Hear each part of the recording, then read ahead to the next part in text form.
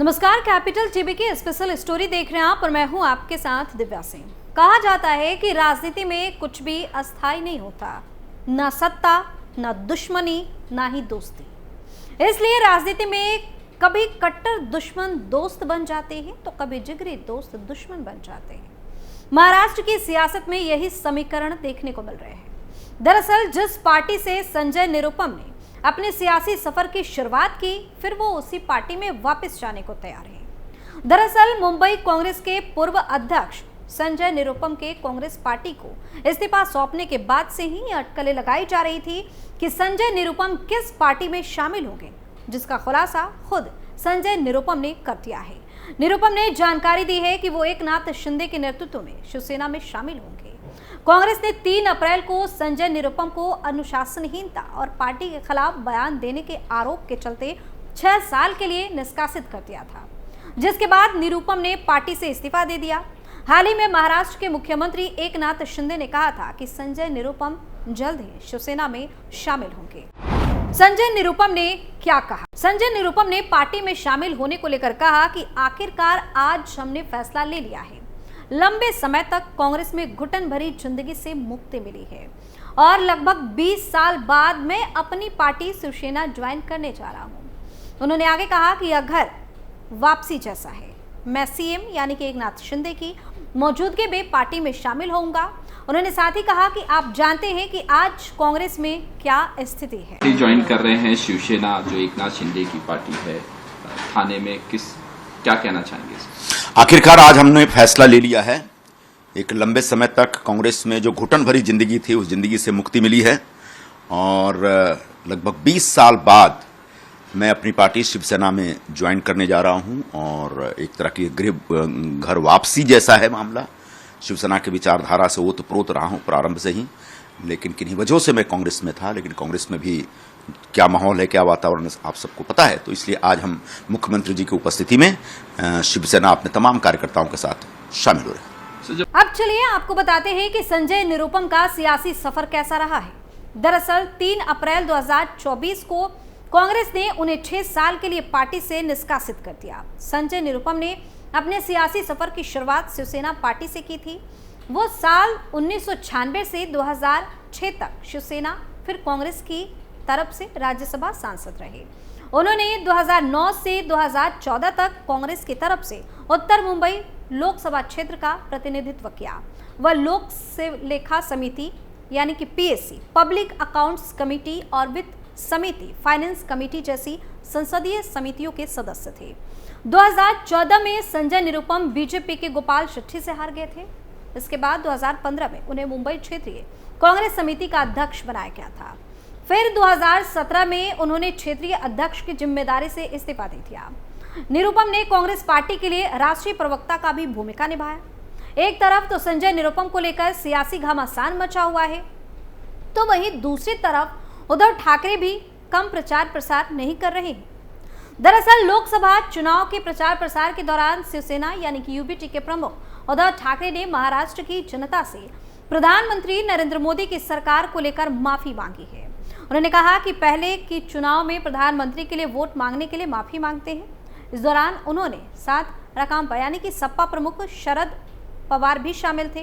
इस रैली के दौरान दोनों ने जमकर बीजेपी और प्रधानमंत्री मोदी पर निशाना साधा। पश्चिमी महाराष्ट्र के कोल्हापुर जिले के इचलकरंजी के हातकंगले निर्वाचन क्षेत्र से शिवसेना यूबीटी के उम्मीदवार सत्यजीत पाटिल के चुनावी रैली में समर्थन के लिए उद्धव ठाकरे, उनके महाविकास अघाड़ी सहयोगी और राकांपा प्रमुख शरद पवार ने एक रैली में शामिल हुए। इस दौरान भाषण देते हुए ठाकरे ने कहा कि नरेंद्र मोदी सरकार ने महाराष्ट्र को धोखा दिया है और वह पहले के चुनाव में प्रधानमंत्री के लिए वोट मांगने के लिए लोगों से माफी मांग रहे हैं। साल 2022 में जब उनकी सरकार गिरी थी, उस समय की परिस्थितियों की बात करते हुए उन्होंने कहा कि असली शिवसेना किसकी है, इस पर अभी तक सुप्रीम कोर्ट ने अपना फैसला नहीं सुनाया है, लेकिन चुनाव आयोग और महाराष्ट्र के स्पीकर यानी कि महाराष्ट्र अध्यक्ष राहुल नार्वेकर, जो कि बीजेपी के लिए नौकर के तौर पर काम कर रहे हैं, उन्होंने अपना फैसला सुना दिया है।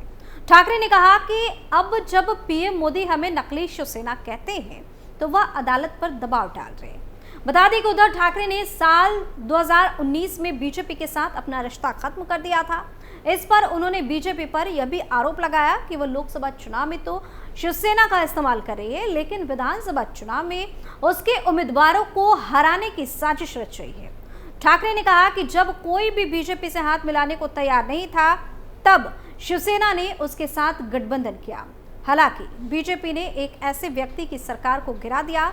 इसके साथ ही शरद पवार ने कथित भ्रष्टाचार के मामले में दिल्ली के मुख्यमंत्री अरविंद केजरीवाल और झारखंड के पूर्व मुख्यमंत्री हेमंत सोरेन की गिरफ्तारी की ओर इशारा करते हुए आरोप लगाया कि केंद्रीय एजेंसियों का दुरुपयोग कर रही है।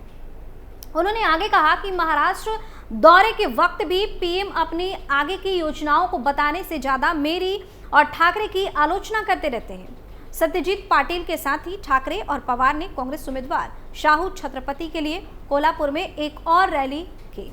इस रैली में पवार ने कहा कि मैं मोदी जी से कहना चाहता हूं, चाहे आप हमारी कितनी भी आलोचना करें और राज्य और देश के सामने आने वाले महत्वपूर्ण मुद्दों को दरकिनार कर दें, महाराष्ट्र के लोग आपको सबक सिखाएंगे।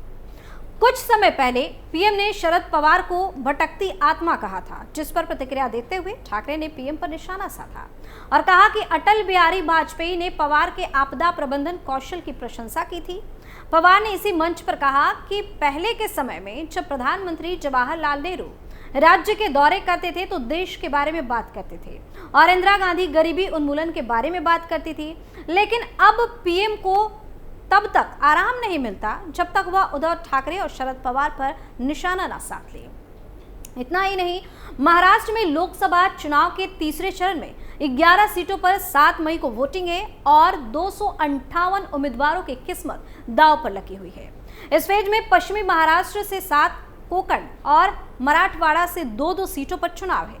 बीजेपी नेतृत्व वाले एनडीए और कांग्रेस की अगुवाई वाले इंडिया गठबंधन के बीच भले ही मुकाबला हो, लेकिन असल अग्नि परीक्षा शरद पवार परिवार की होनी है। एक तरफ सुप्रिया सुले को पिता शरद पवार की विरासत को बचाए रखने की चुनौती है, तो दूसरी तरफ अजीत पवार के सियासी भविष्य का फैसला भी तीसरे चरण में होना है। लोकसभा चुनाव के तीसरे चरण में महाराष्ट्र की बारामती, हाथकंगले, कोल्हापुर, लातूर, उस्मानाबाद, रायगढ़, रत्नागिरी, सिंधुदुर्ग, सांगली, सतारा, माधा और सोलापुर सीट पर 7 मई को वोटिंग है। एनडीए खेमे से तीसरे चरण की 11 में से 6 सीट पर बीजेपी प्रत्याशी मैदान में है। बीजेपी की सहयोगी अजित पवार की नेतृत्व वाली एनसीपी के 3 सीटों पर उम्मीदवार हैं और 2 सीट पर एकनाथ शिंदे की शिवसेना किस्मत आजमा रही है। वहीं इंडिया गठबंधन की तरफ से देखें तो तीसरे चरण में कांग्रेस के उम्मीदवार 3 सीटों पर हैं और उसकी सहयोगी उद्धव ठाकरे की शिवसेना 4 सीट पर चुनावी मैदान में है।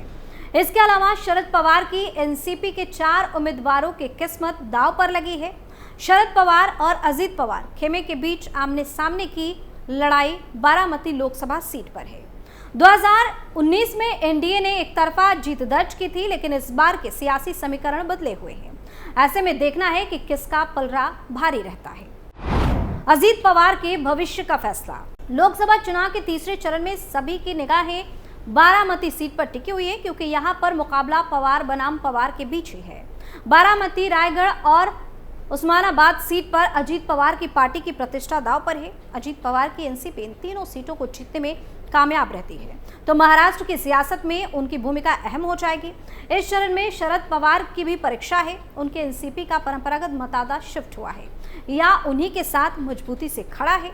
बारामती सीट पर शरद पवार की बेटी सुप्रिया सुले के सामने इस बार अजित पवार की पत्नी सुनेत्रा पवार चुनाव लड़ रही है। बारामती को शरद पवार का गढ़ माना जाता है और सुप्रिया 3 बार से इस सीट से सांसद रही है, लेकिन इस बार बीजेपी ने खुद चुनावी मैदान में उतरने के बजाय अजीत पवार की पत्नी को आगे कर दांव खेल दिया है। इस तरह बारामती सीट पर ननद और भाभी के बीच फाइट होती दिख रही है। अजीत पवार के लिए यह सीट जितना आसान नहीं है, लेकिन अपने चाचा शरद पवार और बहन सुप्रिया की टेंशन बढ़ा रखी है। वहीं रायगढ़ सीट पर अजीत पवार की पार्टी से प्रदेश अध्यक्ष सुनील तटकरे का मुकाबला उद्धव ठाकरे की शिवसेना के प्रत्याशी अनंत गीते से है। 2019 में तटकरे यह सीट एनसीपी के टिकट पर जीतने में कामयाब रहे, लेकिन इस बार उनके खिलाफ उद्धव ठाकरे, शरद पवार और कांग्रेस एक साथ है। उस्मानाबाद सीट पर शरद पवार के एनसीपी से अर्चना पाटिल का मुकाबला उद्धव की शिवसेना यानी कि यूबीटी के ओम प्रकाश राजे नीलांबकर से है। ऐसे में अजीत पवार अपने कोटे की तीनों सीटों को जीतने के लिए मशक्कत कर रहे हैं, लेकिन उन्हें एक सीट पर अपनी बहन से जीतना है तो 2 लोकसभा सीटों पर उद्धव ठाकरे की शिवसेना से 2-2 हाथ करने हैं। लोकसभा चुनाव के तीसरे चरण में बीजेपी के लिए सबसे बड़ी चुनौती है, क्योंकि सबसे ज्यादा 6 सीटों पर उम्मीदवार चुनावी मैदान में है। बीजेपी के लिए माढ़ा और सोलापुर में दल बदल और विपक्ष की स्थिति से इस बार मुकाबला कठिन बन गया है। माढ़ा में बीजेपी के मौजूदा सांसद रंजीत सिंह नाइक का मुकाबला शरद पवार के एनसीपी के धैर्यशील महिते पाटिल से है। महिते पाटिल बीजेपी के साथ थे, लेकिन अब वो अपने चाचा विजय सिंह महिते के साथ एनसीपी में आ गए।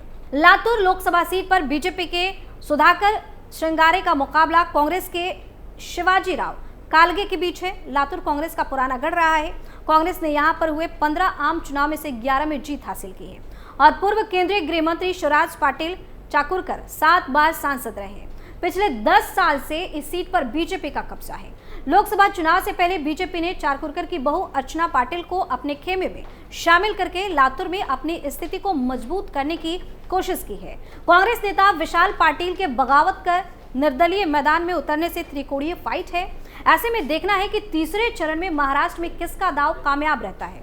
आपकी क्या राय है, हमें कमेंट करके जरूर बताएं और देखते रहिए कैपिटल टीवी। नमस्कार।